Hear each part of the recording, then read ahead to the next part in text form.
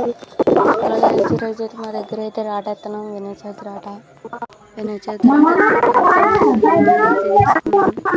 ఇదిగోండి, ఇదే రాట కర్ర.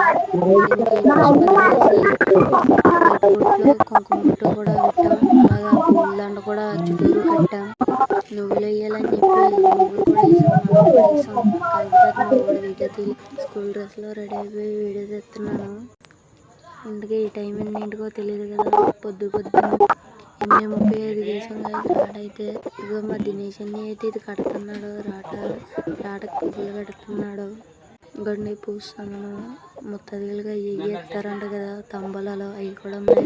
ఇదిగోండి నువ్వులకి అదేదో రూపాయి బిల్ల పెట్టాలంట కదా, రూపాయి బిల్ల కూడా పెట్టారు. నువ్వులు అయ్యేసి ఇదిగోండి రూపాయి బిల్లలు అయ్యాయి.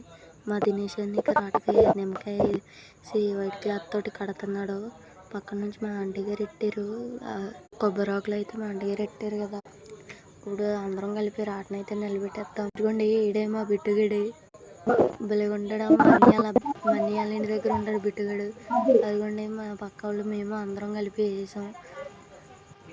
రాట కరెక్ట్గానే వేస్తాం. 8:35 రాట దింపేసి దానికి రాట అంతా కంప్లీట్ అయ్యే లోపల హారతి తీసుకుందాం అనుకుంటే టైం అయిపోతుందని చెప్పి మా అమ్మ స్కూల్కి పంపిస్తుంది.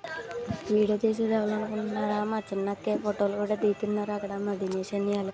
ఇక్కడ అంతా చేసిన తర్వాత అది మట్టి వేసి అదంతా చేసాం. రాటకి ఇదంతా చేసాం. అందరూ పార్ట్ 2 పెడతాను, మీరు కూడా చూడండి.